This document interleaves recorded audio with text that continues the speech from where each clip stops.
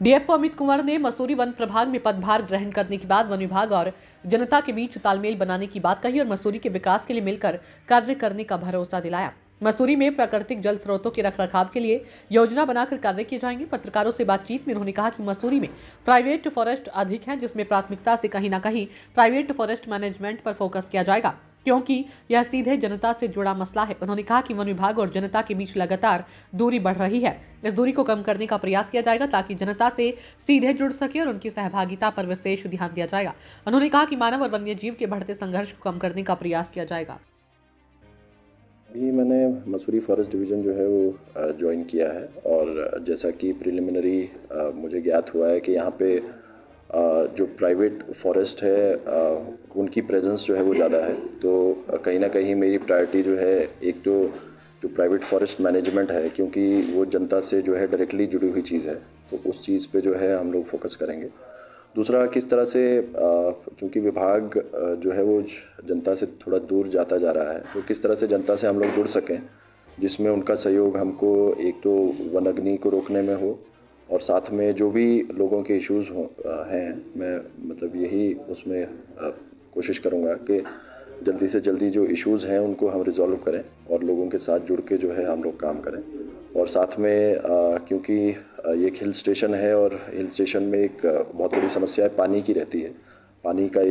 Problem का issue रहता है, तो हम उस लाइन में भी कुछ जो है वाटर कंजर्वेशन के दृष्टिगत जो है कुछ प्रायोरिटी काम जो है यहाँ पे करेंगे।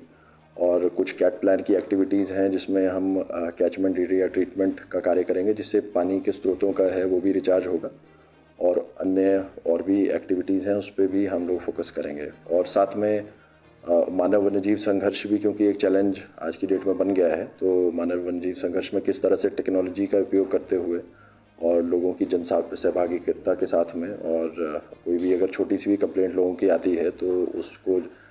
तीव्रता से एड्रेस करना, ये सब जो है हमारी प्रायोरिटी इसमें रहेगी। सर, डंपिंग जोन की बात करें तो यहाँ डंपिंग जोन बनाया गया है, लेकिन उसके बावजूद भी लोग मलबा और इसमें एक्चुअली जहाँ पे पहाड़ी क्षेत्रों में जैसे कंस्ट्रक्शन का कार्य होता है, तो कहीं ना कहीं मक जनरेशन जो है वो होनी लाजमी है। लेकिन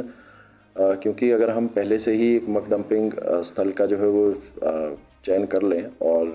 जो है उसी निर्धारित स्थल पे जो है मक डंपिंग किया जाए, तो इस चीज़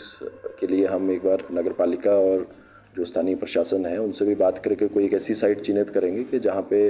जो है मक डंपिंग की जाएगी और बाद में उसी स्थल को जो है एक यूटिलिटी जो एक स्थल है या यूटिलिटी स्पॉट है उसकी तरह उसको हम लोग विकसित करेंगे, जिसमें फ्यूचर में टूरिज़्म या इको टूरिज़्म को भी जो है वो विकसित किया जा सकता है। तो इस सेंस में हम जो है वो आगे करेंगे। बाकी अगर कोई अवैध वन क्षेत्र में या कहीं पे डंपिंग करता है तो उनके साथ भी जो है वो नियमानुसार हम लोग कार्रवाई करेंगे।